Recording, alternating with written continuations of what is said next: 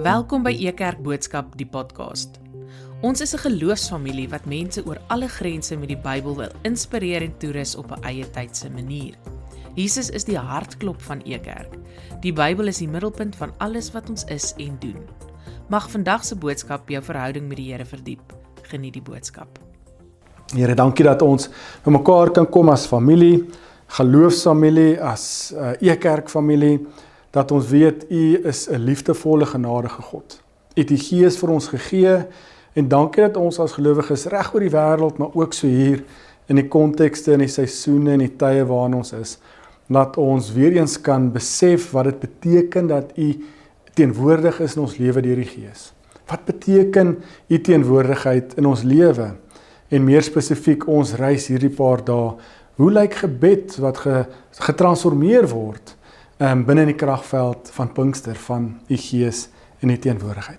Here, laat ons hoor wat U deur die woord met ons praat vanaand, en nie hoor wat ons as mense dalk wil hoor of wil sê nie. Vra dit in U groot en heilige naam alleen. Amen. Ons tema vir hierdie Pinkster is gebed binne die kragveld van die Gees. Nou, ek wil graag vanaand begin met 'n uitdaging in ons geloofsreis, wat miskien jy al beleef het, as jy nie het nie, is dit 'n wonderlike plek waarin jy is, maar gebed waar dit soms baie stadig gaan. Dalk waar ons gebede nie beantwoord word nie, dalk waar ons beantwoord word met stilte. Gebed van daar waar ons dalk bid oor iets, en dit is 'n diep en ernstige probleem of saak wat ons na die Here toe vat. Ons bid weer en weer, ons herinner die Here konstant daaroor, en dan kry ons net niks. As dit 'n antwoord was wat sê nee, dan was dit half beter, maar dis half daai stilte, of die nie antwoord nie. En nou die moeilikheid met dit is, dat soms, en die mense met wie ek al gepraat het, is dat ons geloof soms daar rondom ook mag afwater. Dat ons so werklik glo dat God ons hoor, ons glo dat ons weet dit, maar nou is die vraag, hoekom gebeur iets nie? Miskien is ons gebede nie reg nie, miskien bid ons nie regte woorde nie, miskien hoor God ons, maar hy antwoord ons. Miskien moet ons was dit ons ore uithaal. En dan gebeur iets mettertyd, dat ons verandering in ons verwagting eerder word verander. Ons verwagting water af. Ons verloor dalk hoop, ons verloor dalk die feit of die wete dat ons beantwoord gaan word. Ons bid nog steeds, hoor asseblief mooi, en ons hou nog steeds aan in geloof, maar ons bid dalk uit gewoonheid, ons bid en ons weet ons gaan nie antwoord kry nie.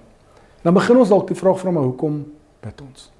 Hoe lyk gebede in so 'n seisoen van ons lewe wat dit net 'n roetine raak, 'n tradisie raak, 'n belangrike element van ons geloofslewe, asseblief hoor my mooi, maar as daar nie 'n dialoog in hierdie verhouding is nie, dan is dit baie maklik om te begin twyfel.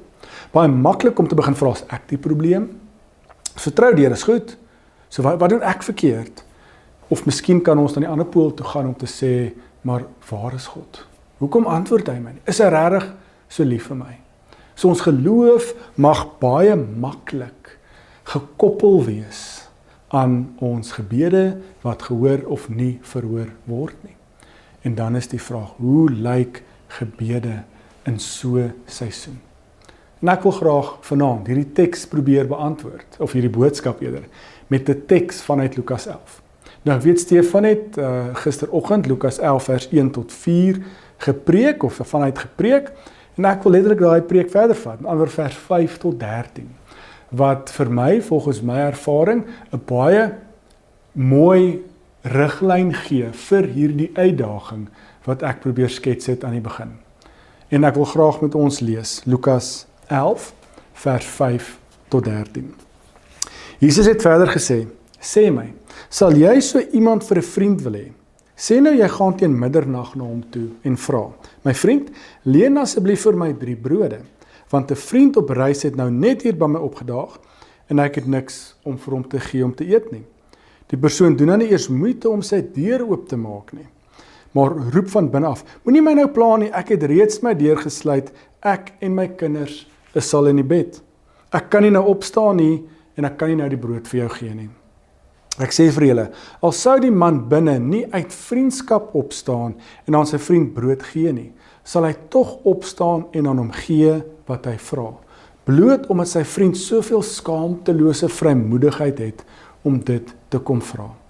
Luister na my, vra en daar sal vir julle gegee word, soek en julle sal vind, klop en die deur sal vir julle oopgemaak word. Elkeen wat vra sal ontvang, elkeen wat soek sal vind en die deur sal vir hom wat klop oopgemaak word. Sê vir my, watter pa onder julle sal vir sy seun 'n slang gee as hy vir hom 'n vis vra?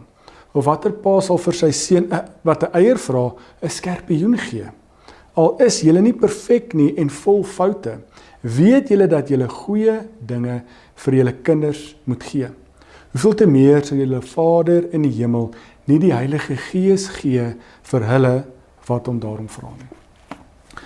So dit is 'n baie belangrike gedeelte as dit kom by gebed, maar ook hierdie baie sterk koppeling met Pinkster. So eerstens moet ons verstaan, nou net die vorige paar verse het die disippels na Jesus toe gekom, sy disippels, en sê, Here, leer ons bid. Jesus gee die Onse Vader. Nou net hierna kom Jesus met hierdie gelykenis, hierdie verhaal wat eintlik so 2, 3 in 1 is, maar dat vir ons 'n baie mooi eenheid gee as dit kom by gebed en die aanhoudendheid van gebed, as ons dit so kan stel, of die houding van gebed. So dis 'n baie mooi, maar uitdagende teks. Nou wat bedoel ek met dit? Jy's middernag, iemand kom klop aan jou deur. In ons tyd is dit dalk nie vreemd nie, want jy sal iemand kan sien, of hulle sal mooi kan reël, jy het WhatsApp, hoe ook al. Maar as jy self plaas binne die tyd waarin hierdie verhaal geskryf is, of gelykenis vertel word, dan was dit in daardie wêreld van die eerste minuutreënse wêreld, gasvryheid was 'n totaal en alle ander ding. Dit was 'n saak van eer. As iemand aan jou deur kom klop, het maak nie saak wat se tyd van die dag nie, dan sou jy hom antwoord. Of een stapie terug. As 'n gas by jou kom kuier, hoe kon hulle dit weet het? As hulle daag op, dan moet jy gasvryheid wees teenoor jou gas. So jy sal vir hom iets moet gee. So nou sit jy met die dilemma. Jy het 'n gas opgedaag, maar jy het niks om hom te eet, om te gee om te eet nie. Dis middernag, so wat doen jy? Jy gaan na jou vriend of jou buurman toe. Jy sê, hoor, hierdie skande het nou by my gekom, ek het niks nie, asseblief help my. En nou kom die punt om te sê, dis middernag, die ou binne die huis wat jy wakker klop, sê, ag nee, skoort jy asseblief, moenie my pla nie, ek en my kinders is klaar in die bed, ek kan nie nou opstaan en vir jou die brood gee nie. So dit klink hard, maar nou help die teks ons om te sê, die deur is gesluit, ek kan nie nou na jou toe kom nie. En dan sê Lukas vir ons, al staan hy nie op omdat hy aanhou klop nie. Aan die ander woorde, om aanhou irriteer nie. Hy wil nie weggaan nie. Hy kry nie die skimp nie, al is dit direk vir hom gesê nie. Sê hy, omdat die persoon wat binne in die huis is al reeds slaap, hy sal opstaan omdat hy besef, die ou wat klop het hierdie vrymoedigheid om dit te doen. En dis die moeilikheid met hierdie teks. Dis die vraag, staan die ou op want die ou hou aan klop en hom irriteer, of staan hy op want hy moet nou die gasvryheid betoon, om te sê as hy nie vir die buurman die brood gee wat dit nodig het nie, is hy vol skande, is hy besig om verkeerd op te tree. Nou, ek wil nie in daai, waarom sê debat ingaan nie, want ek dink die teks self en wat Jesus daarna vertel, gee vir ons die antwoord op hierdie verhaal. Maar ek sê dit hoekom? Dit gaan oor gebed. Watter aspek, komponent van gebed gaan hierdie? So Jesus leer sy disippels, hy het nou net die Onse Vader gegee om vir hulle te leer hoe om te bid. Maar nou gaan hierdie vers 5 tot 13 vir my iets meer nou oor om vir die disippels te leer en vir ons, hoe om aan te hou bid. Hoe lyk gebed wat aanhou? Hoe lyk gebed wat aanhou as daar nie antwoorde is nie? Hoe lyk gebed wat aanhou as ons nie seker is dit word gehoor nie? Hoe lyk gebede wat aanhou wanneer ons geloof begin by die deur uitwaai? So dit is hierdie vraag wat die teks voel ek vir ons op die tafel sit. So die vraag vir ons Pinksterreeks vanaand is nie watter woorde moet ek gebruik wanneer ek bid nie. Nee, watse rympies moet ek sê, watse templaat moet ek gebruik, hoe moet ek werk nie? Nee. Die vraag is dalk eerder watter soort vertroue hou my by God wanneer die antwoord nie kom in die tyd wanneer ek dit soek nie. Of wat se vertroue, hoe lyk die verhouding tussen my en God, of dalk die houding van my in 'n lewe, gebedslewe verhouding, waar ek voel ek word nie gehoor nie, of ek kry nie eers antwoorde nie. So, die antwoord in die teks is eerstens om te sê, gebed is om te bly en te staan klop. So, dis nou die punt. Hy sê, Jesus, die man sal uiteindelik opstaan, want die ou hou aanklop, maar ook omdat hy die vrymoedigheid het om hom te kom vra. So, hoe ook al ons dit lees, is dit vir my mooi oor die persoon of ons wat bid. Ons moet die vrymoedigheid hê om die diep donker van ons lewe vir die Here te deel. Want die Here gaan nie daar staan en ons oordeel en ons lag en ons uit sy familie uitskop nie. Nee. Dit is die punt. Verhouding is gebed. Gebed is 'n verhouding. Om te sê ek het die vrymoedigheid. Al kan ek dit met niemand in die hele wêreld deel nie. Nie eens my naaste vriende, nie eens my eggenote nie. Want ek weet hoe ek geoordeel gaan word. Ek weet hoe ek gekyk gaan word, uitgekyk gaan word. Was ek daai hart het, daai vrymoedigheid het, daai vertroue het om na die Here toe te kom en te gaan klop. Dit is dalk miskien die begin van 'n gebedsverhouding, van 'n verhouding met die lewende Here. Tweedens, ons moet aanhou klop. Gebed, al hoor ons nie antwoorde nie, al hoor ons nie wat ons wil hoor nie, al probeer ons die Here met respek sy arm draai en manipuleer met ons woorde, dit beteken nie ons moet ophou bid as ons nie die antwoord hoor wat ons wil hoor nie. So, die punt wat ek wil maak, dis nie die klop self wat die deur alleenlik oopmaak nie. Dit is die persoon binne die huis. Wat beteken gelykenis? Dis God self. Sy karakter, sy wese sal maak dat hy opstaan en die deur oopmaak as ons in gebed aanhou klop. So dis die twee kante. Dit vra iets van ons, die verhouding, vertrou om aan te hou bid, aan te hou klop, maar hierdie gedeelte help my baie mooi en hy sal nou uitklaar want die volgende paar verse verduidelik dit. Die karakter, die wese, die essensie van wie God is, kan hoeveel woorde vir jou gee. Ons het 'n Bybelreis waar ons praat oor die goedheid van God. Daar's soveel tekste in die woord, in die Bybel wat ons sê, hoe goed God is. God is goed, hy sal oopmaak as jy klop. Nou is die vraag, wat soek ons? Bid ons en ons soek dalk die steak in plaas van die brood. So dis 'n ander gesprek. Maar hierdie teks help ons vanaand om te praat, hoe lyk die houding van gebed. So, dit beteken vir my en jou vanaand iets om te sê, ek glo die Vader aan die ander kant van hierdie deur. God, hy is goed, hy sal oopmaak. Ek glo, dit pas nie by hom, God sal ons nie wegjaag nie. God sal nie 'n koue skouer of sy gesig draai vir ons nie. Dis nie wie God is nie. Dit is wat hierdie teks vir ons sê. En dit is hoekom ons dan kan aanbeweeg deur te sê, bly by die deur. Dis dalk die eerste fase, die eerste stap, die eerste waarheid wat ons hoor in hierdie Pinksterreeks. Of tweede een, Stefan verlede gister presies ook 'n waarheid vir ons gedeel. Maar om te sê, hoe lyk ons houding?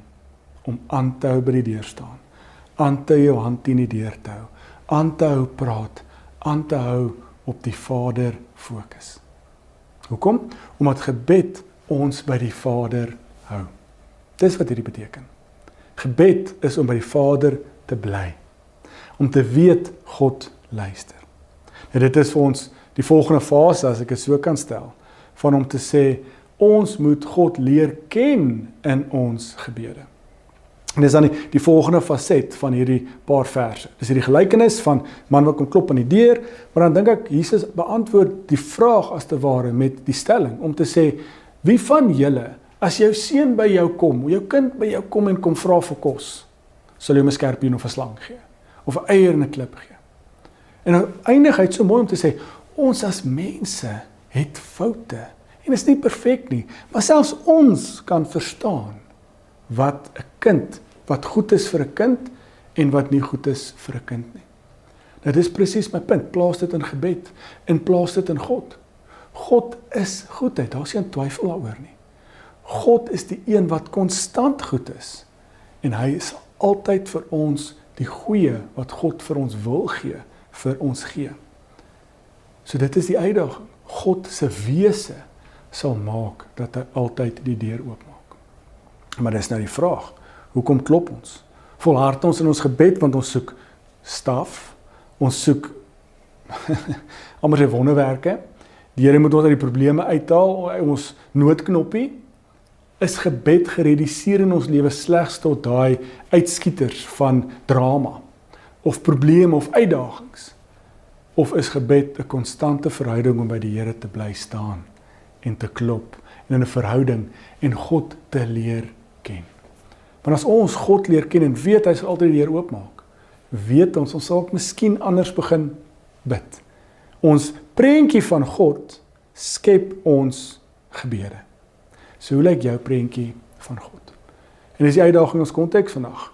Niemand van ons het 'n perfekte pa nie, 'n aardse pa nie. Almal van ons sal hier sit en kan sê ons ouers skiet tekort.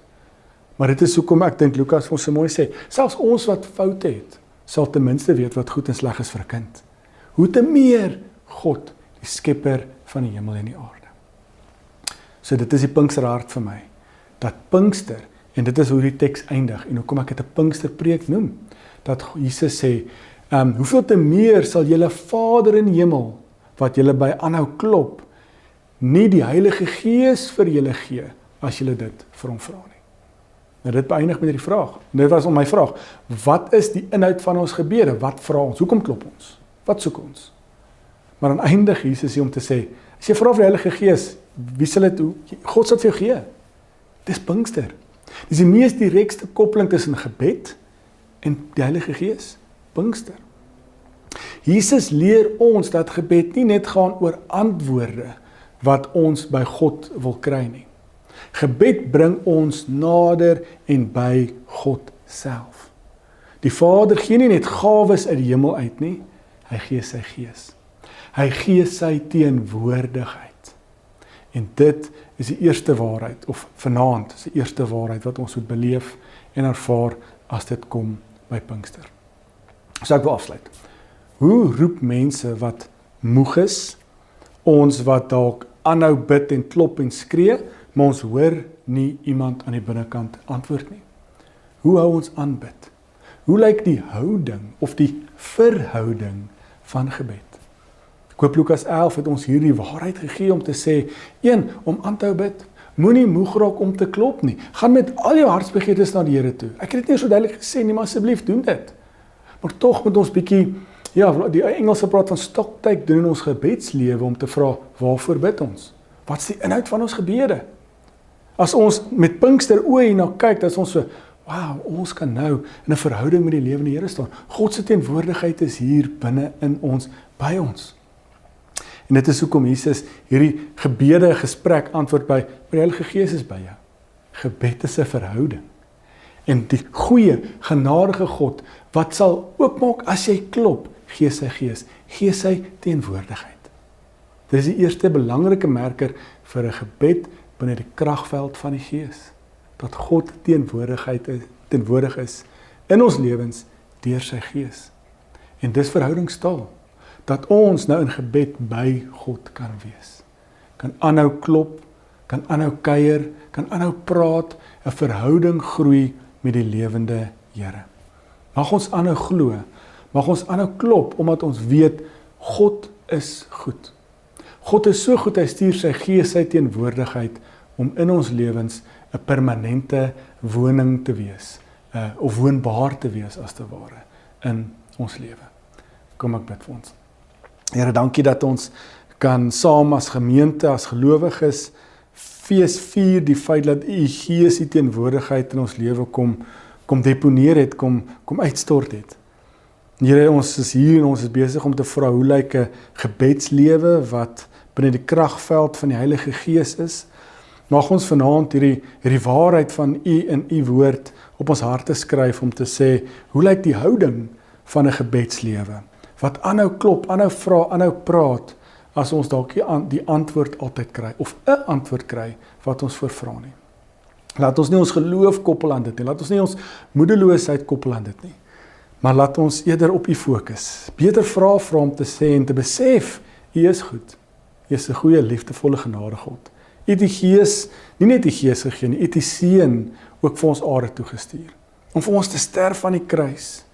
So het u ook u Gees, u teenwoordigheid in en deur die Gees vir ons gegee. So kan ons nou permanente verhouding hê met u. En laat ons in gebed nader na u, of net draai na u toe as te ware, in ons lewe, in ons teenwoordigheid om te weet, ons wil in 'n verhouding staan met u. Ons wil aanhou klop, ons wil aanhou vra, ons wil aanhou leer, ons wil aanhou gevorm word deur u en u Gees wat in ons lewe is.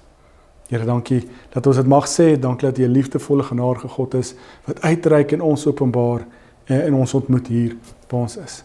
Vra dit in u groot en heilige naam alleen. Amen.